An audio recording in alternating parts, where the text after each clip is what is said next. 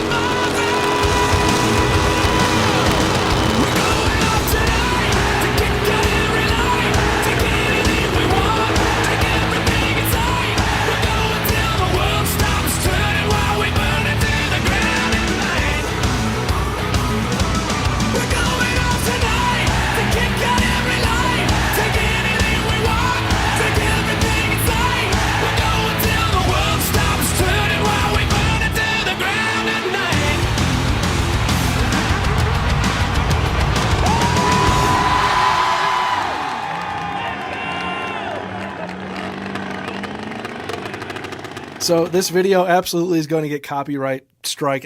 That's fine. I just wanted, again, to put together something that was super fun and had a good time editing just a bunch of clips together. It was just a really good time.